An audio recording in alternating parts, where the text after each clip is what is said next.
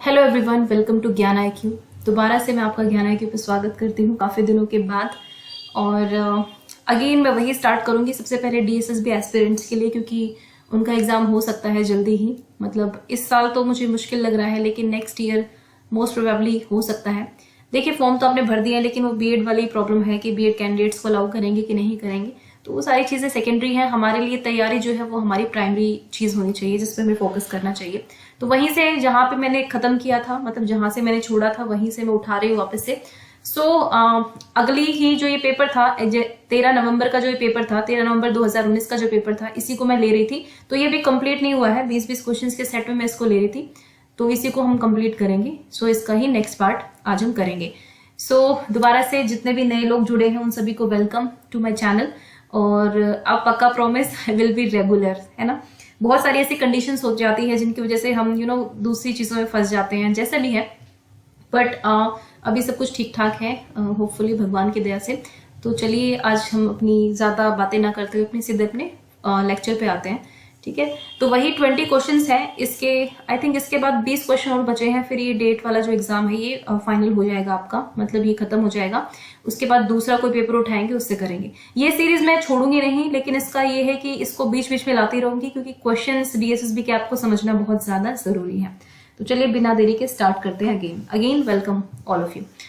तो चलिए first question को लेते हैं। सबसे पहले आप कोशिश करेंगे कि आप साइड बाय साइड, यस, एक चीज और मुझे बतानी थी कि मैंने टेलीग्राम चैनल पर एक आपसे क्विज किया था, जिसमें मैंने पूछा था कि लाइव क्लास होनी चाहिए या फिर रिकॉर्डेड क्लास होनी चाहिए या फिर लाइव प्लस रिकॉर्डेड दोनों होनी चाहिए। तो देखो, अभी लाइव रिकॉर्डेड तो मेरे को आती ही है, मतलब इतनी मैं उसमें वो हो चुकी हूँ, मतलब इतनी टेक्नोलॉजी सेवी हो चुकी हूँ कि मैं रिकॉर्डेड क्लास तो आराम से रिकॉर्ड कर सकती हूँ।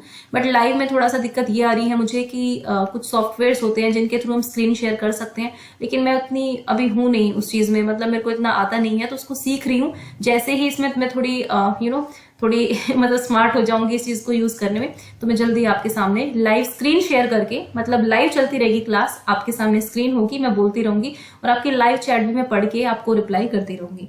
ठीक है, तो वो सब चीजें बाद में, अभी फिलहाल रिकॉर्डेड क्लास ही चलेंगी। तो चलिए स्टार्ट करेंगे अपनी आज की video. First question is again, how many reasons are there behind Erikson's theory being a stage theory. तो देखो भाई, आपको साथ साथ आंसर करना ही करना है। अगर आपको आता है, नहीं आता है, तुक्के भी मारने हैं तो आप मार सकते हो, बिल्कुल you are free to guess. तो अब देखिए, क्वेश्चन है एरिक्सन की थ्योरी से क्वेश्चन आया है DSSB में। ये आपका सेल्फ और पर्सनालिटी डेवलपमेंट का पार्ट है। सबसे पहले सेल्फ, जो आत्म की भावना होती है ना, जो अपने बारे में जो भावना होती है। पर्सनालिटी की बात है यहाँ पर। तो जो एरिक्सन की थ्योरी है वो बेसिकली फ्राइड की थ्योरी के बाद इन्होंने अपनी थ्योरी जो है वो डेवलप की थी, और पर्सनालिटी डेवलपमेंट से रिलेटेड ही इनकी थ्योरी है। इनकी थ्योरी जो थी वो स्टेज वाइज थ्योरी थी। ठीक है, मैंने आपको कंटिन्यूस और डिसकंटिन्यूस डेवलपमेंट के बारे में आई थिंक CTP में एक वीडियो पढ़ी होगी, जिसमें मैंने बताया हुआ है कि कंटिन्यूस डेवलपमेंट और डिसकंटिन्यूस डेवलपमेंट क्या होती है।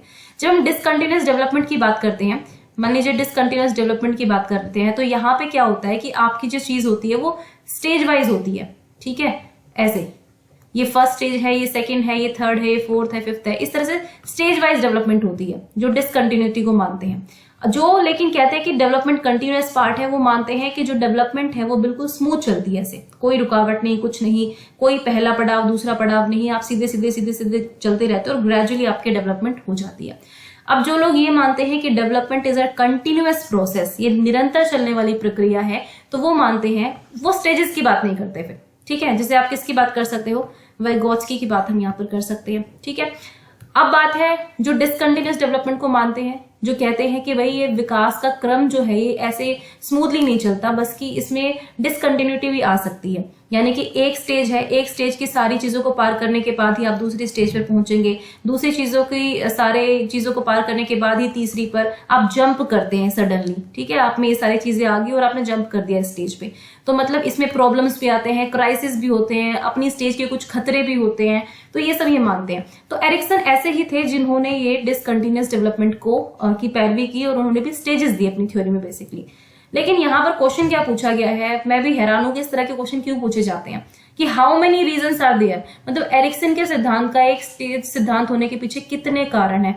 हालांकि चलो ये भी इन्होंने किसी बुक से लिया होगा कि टोटल कारण बताओ कि कितने कारण थे कि उन्होंने ये किया।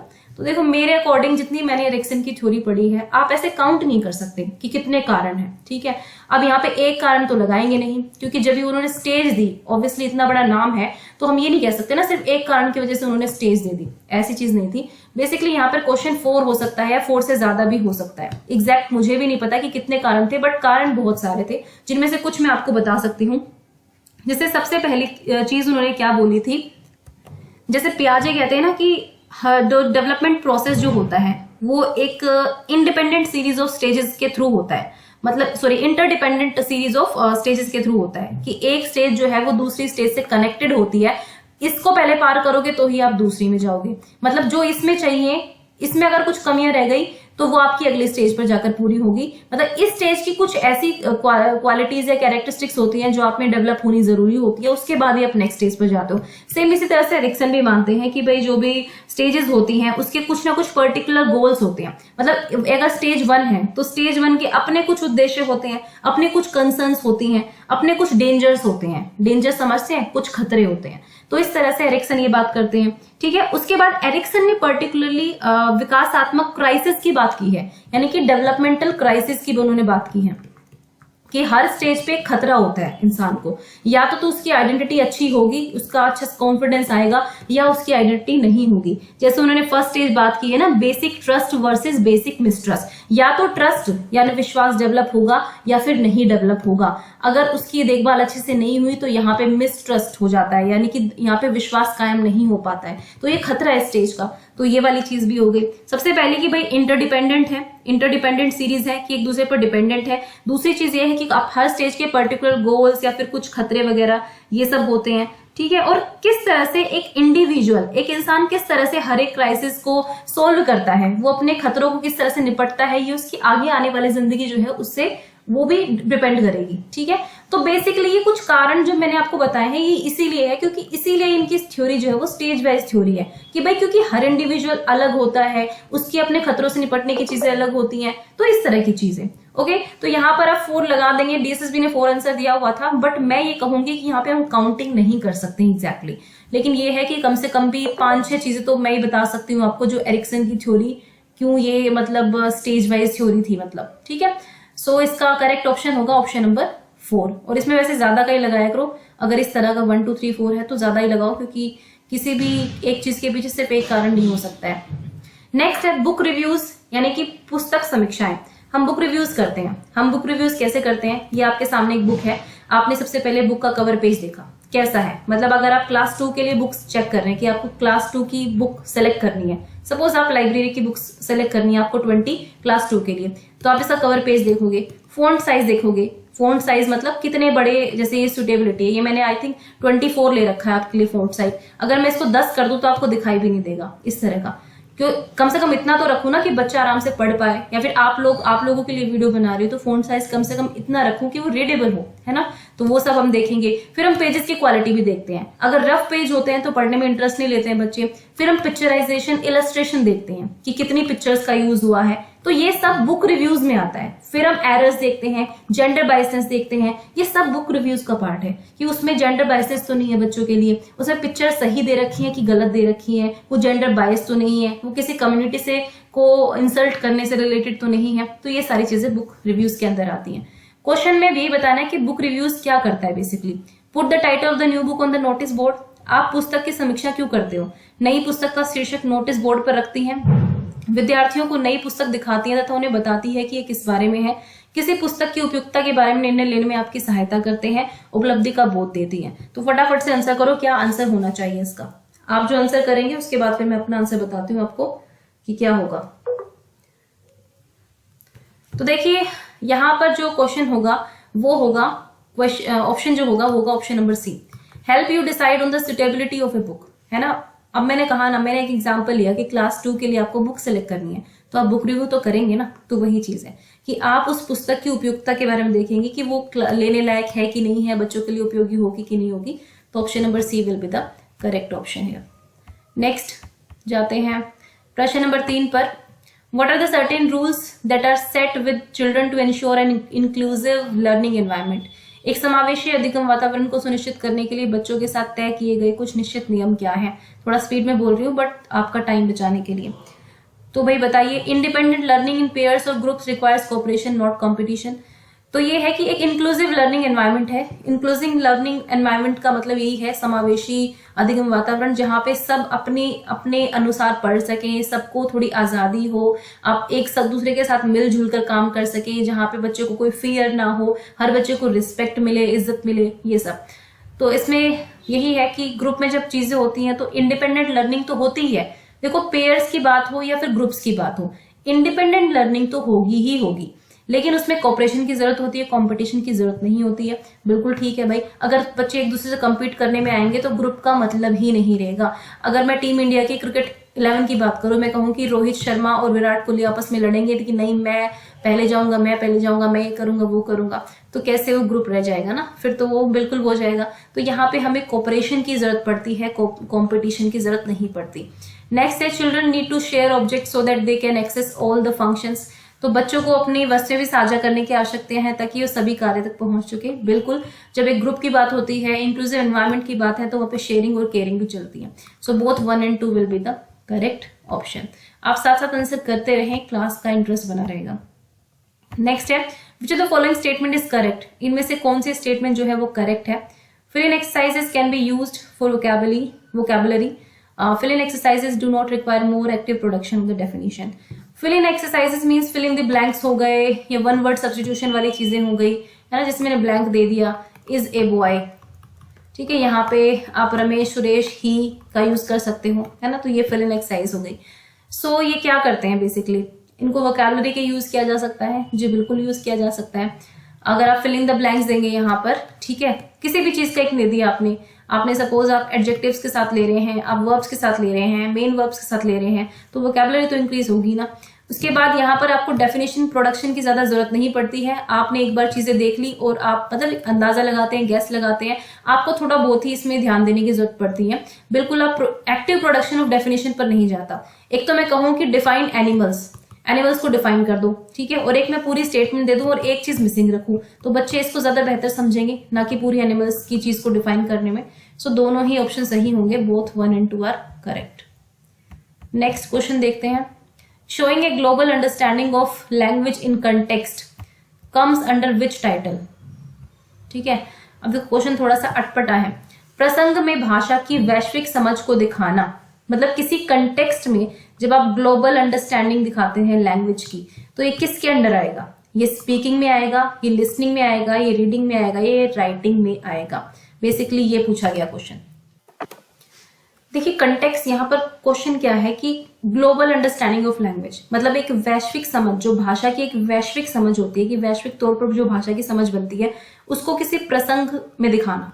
बेसिकली कंटेक्स्ट का मतलब होता, देखो लैंग्वेज हमेशा किसी न किसी कंटेक्स्ट में यूज होती है, विदाउट कंटेक्स्ट उसका कोई मैटर नहीं होता। मैं आपसे क्योंकि मैं एज अ टीचर यहाँ पर रोल प्ले कर रही हूँ, आप एज अ स्टूडेंट देख रहे हैं, या फिर आप यूँ कह लीजिए कि चलो हम सारे स्टूडेंट हैं, आप फिर भी देख रहे हैं, बट अभी अगर मैं आपको पढ़ा रही हूँ तो I am your teacher and you are my student. If you are teaching in my if you are learning in my classroom. तो बेसिकली ये कंटेक्स्ट है कि भाई ठीक है, एक क्लासरूम है, क्लास का माहौल है, या फिर कुछ लेक्चर का माहौल चल रहा है, तो एक कंटेक्स्ट है। अगर मैं आपसे किसी गेट टुगेदर में मिलूं, सपोज हम शादी में मिल पड़े, सपोज आप लोग मेरे को जानते हो, आपने मुझे देखा, मैं आपसे मिली शादी में, हम एक बहुत ही मतलब वहां पर हम इतने फॉर्मल नहीं होंगे, वहां पर हम इनफॉर्मल उसमें वे में आ जाएंगे, है ना, पूरी सोशल गैदरिंग होगी, तो यहाँ का कंटेक्स्ट चेंज हो गया, तो यहाँ पे हमारी बातें अलग होंगी। जब हम लाइव चैट में बातें करते हैं तो अलग करते हैं, क्योंकि हम सिर्फ पढ़ाई की बातें कर रहे हैं जो भी है, लेकिन सोशल गैदरिंग में करेंगे तो कुछ अलग तरीके की बातें करेंगे, वो सारे कंटेक्स्ट हैं। तो लैंग्वेज कहीं किसी ना किसी कंटेक्स्ट में यूज होती है, विदाउट कंटेक्स्ट उसका मतलब नहीं होता है। तो बेसिकली तो अब यहाँ पर क्वेश्चन क्या है कि showing a global understanding of language in context, कि आपको किसी कंटेक्स्ट में दिखानी है लैंग्वेज की ग्लोबल अंडरस्टैंडिंग, तो ये किस टाइटल के अंदर आएगा?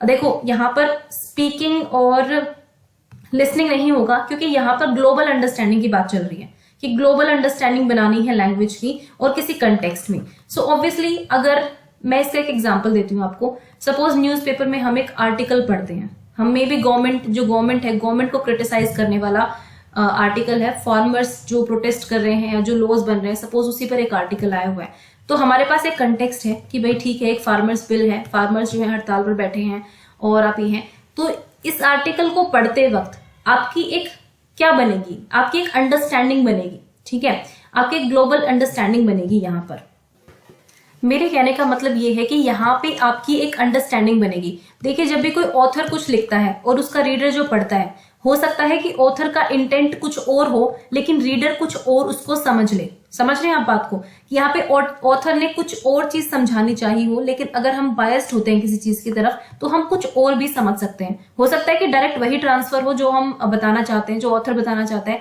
लेकिन रीडिंग करते वक्त हम कई बार कुछ और चीजों को ग्रैस्प कर जाते हैं जो हिडन भी हो सकती हैं। जैसे कुछ लोग हिडन मीनिंग नहीं समझ पाते हैं, कुछ समझ पाते हैं, ठीक है। इस पूरे पर्सपेक्टिव से कुछ लोग समझेंगे ठीक है पढ़ लिया काम हो गया, लेकिन कुछ लोग अगर इसके प्रति बहुत ज्यादा सेंसिटिव हैं तो वो बहुत अलग से उस इशू को समझेंगे। तो ये बेसिकली कंटेक्स्ट में होगा, और ये यहाँ पर जो है रीडिंग का रोल होता है सबसे मेन, ठीक है। अब आप कहेंगे कि राइटिंग क्यों नहीं है? राइटिंग इसलिए नहीं है कि राइटिंग जब आप कर रहे हैं तो आप अपने पर्सपेक्टिव से कर रहे हैं। सपोज मैं राइटिंग कर रही हूँ, ठीक है, मैं राइटिंग करूंगी अपने पर्सपेक्टिव से, लेकिन दूसरा उसको समझेगा कैसे? उसको पढ़ के ही तो समझेगा, अंडरस्टैंड। उसको पढ़ने के बाद ही तो उसकी एक अंडरस्टैंडिंग डेवलप होगी किसी कंटेक्स्ट में, इसलिए यहाँ पर राइटिंग आंसर नहीं होगा। आई होप कि मैं आपको समझाने में कामयाब हुई हूँ, क्योंकि मैं देखो मेरे को ये चीज समझ में आ गई अच्छे से, लेकिन वही ना समझाना बहुत मुश्किल है, तो मैं आपको अपनी बातों से समझा रही हूँ फिलहाल। लेकिन यहाँ पर क्योंकि global understanding of language in context है, आप हर किसी को बोलकर नहीं समझा सकते।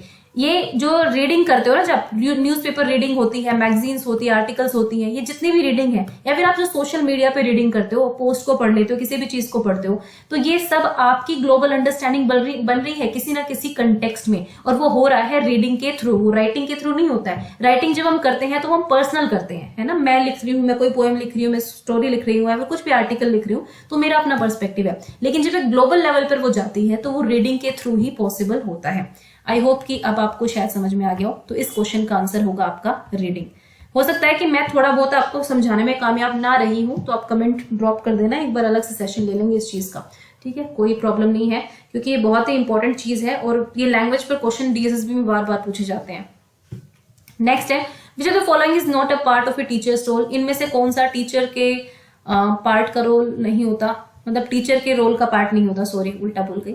फर्स्ट है पर्सपेक्टिव रोल, सेकंड है प्रोसीजरल रोल, ठीक है। अब यहाँ पर आंसर जो है आप बताइए क्या होना चाहिए। पर्सपेक्टिव क्या होता है? मतलब देखो, पर्सपेक्टिव टेकिंग होता है ना, किस पर्सपेक्टिव में मैं किसी चीज को लेती हूँ, या मेरा पर्सपेक्टिव क्या है किसी चीज को लेकर, एक तो वो वाली चीज होगी। प्रोसीजरल ये है कि जब भी कोई प्रक्रिया हो रही होती है तो उसमें हमारा क्या रोल होता है, बेसिकली वो है। तो बहुत ही इजी है कि प्रक्रियात्मक भूमिका तो बिल्कुल होती है टीचर की, क्योंकि जब हम प्लानिंग करते हैं तो कुछ ना कुछ ऐसे प्रक्रियाएं हमें अपनानी पड़ती हैं, टीचर का रोल वहां पर हमेशा रहता है। अब नेक्स्ट है पर्सपेक्टिव रोल। टीचर्स का रोल नहीं है यहाँ पर बेसिकली। अब देखो यहाँ पर मुझे लगता है कि क्वेश्चन थोड़ा सा अधूरा है, क्योंकि कंटेक्स्ट बताया ही नहीं गया। टीचर का रोल कहाँ पे, मतलब टीचिंग लर्निंग प्रोसेस में, अगर हम टीचिंग लर्निंग प्रोसेस की बात करें तो पर्सपेक्टिव रोल भी है। टीचर का पर्सपेक्टिव बहुत ज्यादा मैटर करता है हर चीज में, ठीक है। लेकिन अगर हम सिर्फ स्टूडेंट को देखकर करें तो पर्सपेक्टिव रोल यहाँ पर नहीं आएगा, कि भाई ठीक है लर्निंग है तो फिर स्टूडेंट जब ले रहा है चीजों को तो प्रोसीजरल नॉलेज तो क्योंकि टीचर ने प्लानिंग की है, प्रोसीजर है, उसका इफेक्ट पड़ेगा। लेकिन वहां पर मे बी टीचर का पर्सपेक्टिव इंपॉर्टेंट ना हो, वहां पर सिर्फ बच्चे का पर्सपेक्टिव इंपॉर्टेंट हो, है ना, हो सकता है। लेकिन यहाँ पे चीजें थोड़ी क्लियर नहीं है, क्योंकि क्वेश्चन मुझे थोड़ा सा अधूरा लग रहा है, इसलिए मैं आपको ये बताना चाहूंगी कि यहाँ पे डीएसएसबी ने सिर्फ सेकंड आंसर दिया है कि सॉरी सिर्फ फर्स्ट आंसर दिया है डीएसएसबी ने कि पर्सपेक्टिव रोल नहीं होगा। लेकिन अकॉर्डिंग टू मी अगर कंटेक्स्ट यहाँ पर प्रॉपर टीचिंग लर्निंग का हो रहा है तो दोनों ही रोल इंपॉर्टेंट होंगे, तो फर्स्ट और सेकंड दोनों होंगे मेरे according. Okay, so according to me the answer should be first and second. अब यहाँ पर थोड़ा सा और क्लियर होता तो चीजें ज्यादा क्लियर हो जाती। Next, what is involve in metacognitive strategies. Metacognitive strategies के अंदर क्या इन्वॉल्व होता है ये बताना है।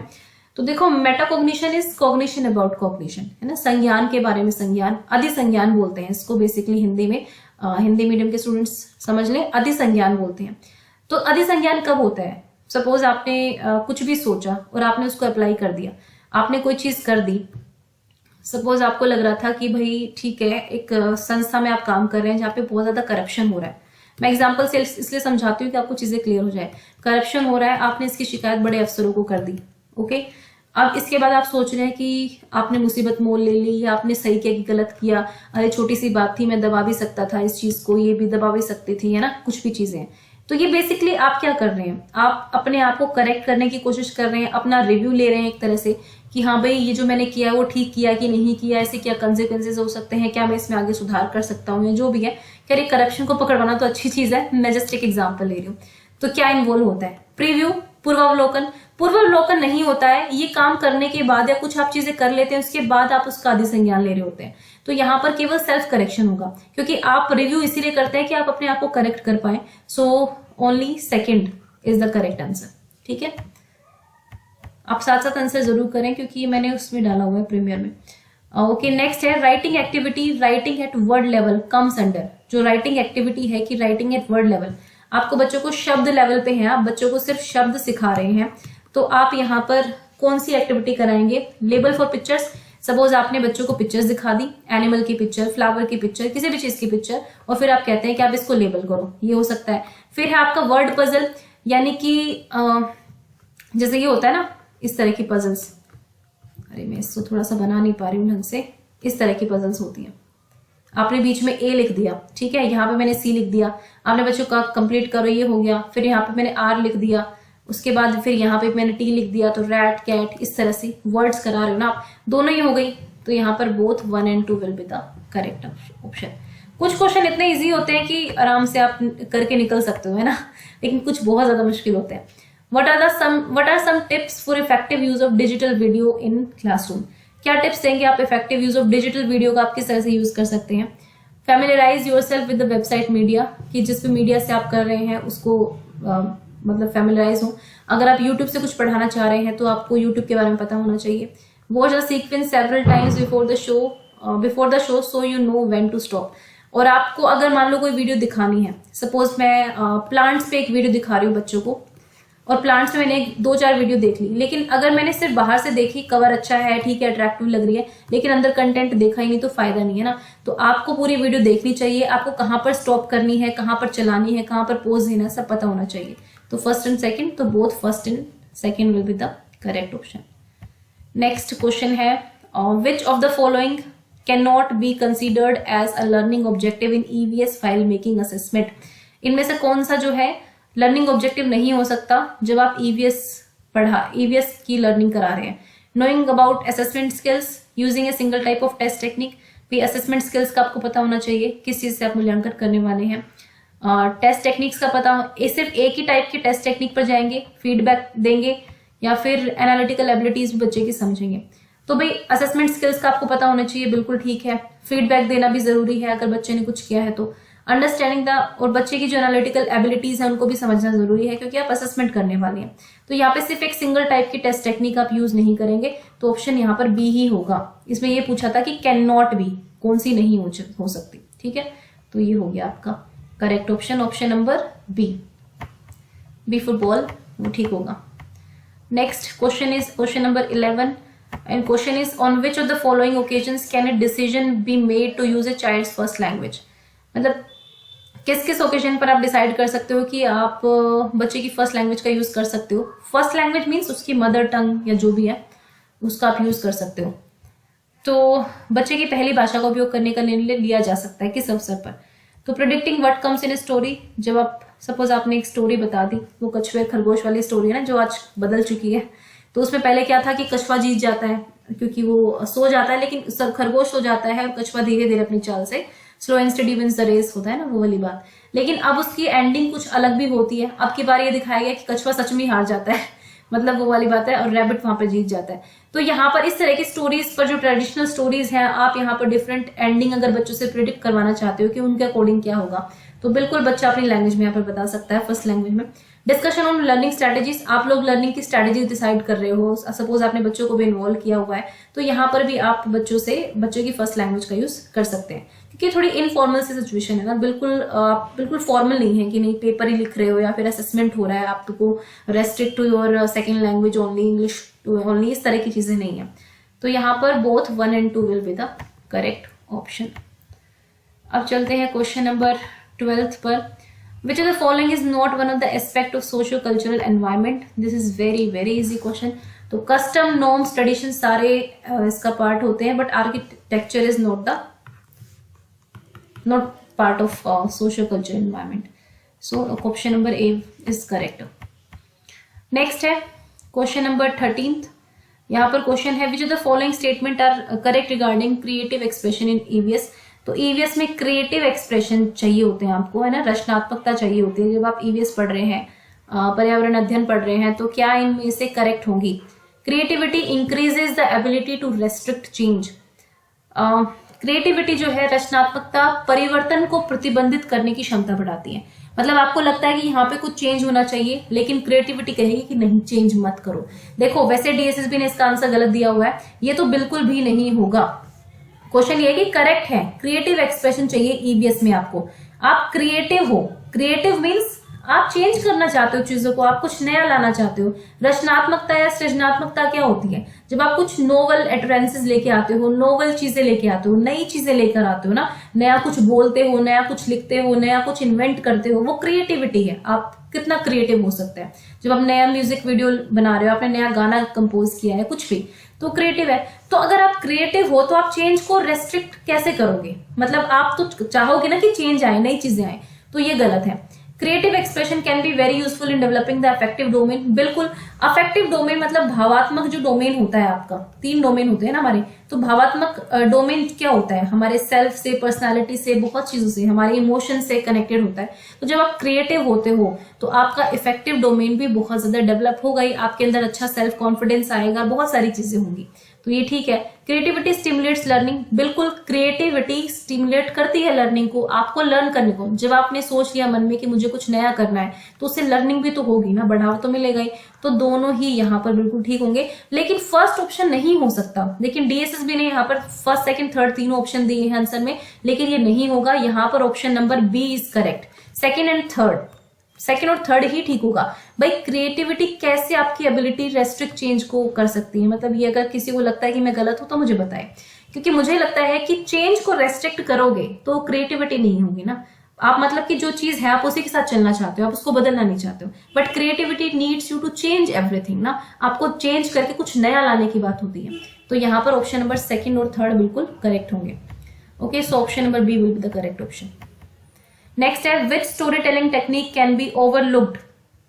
कौन सी स्टोरी टेलिंग टेक्निक को हम ओवरलुक कर सकते हैं, उसको अनदेखा किया जा सकता है?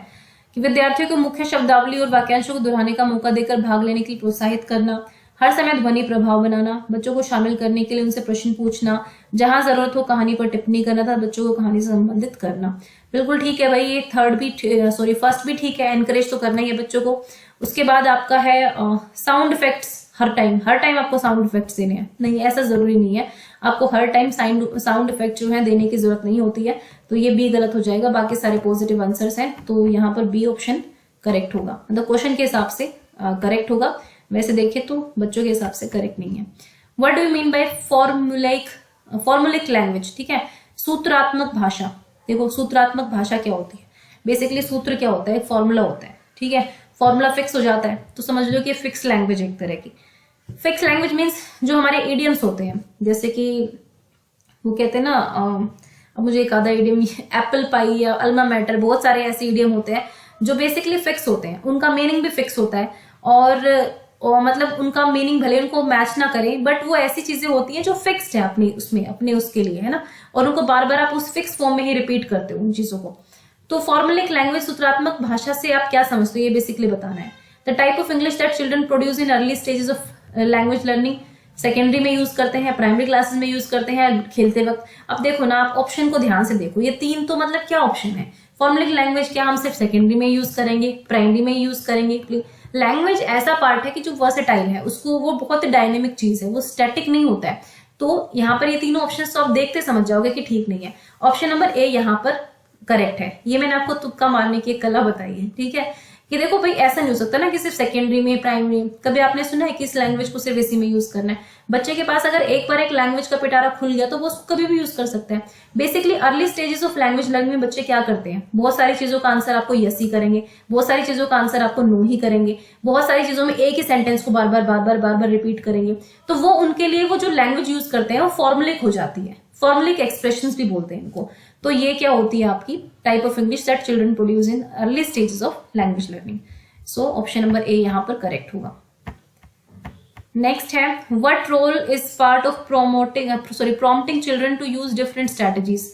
तो विभिन्न रणनीतियों का उपयोग करने के लिए बच्चों को संकेत देना किस भूमिका का हिस्सा है, ये बताना है। ठीक है, अब आपको डिफरेंट स्ट्रेटजीज यूज करने के लिए बच्चों को प्रेरित करना है। तो practical role, procedural role, effective या इंटरैक्टिव।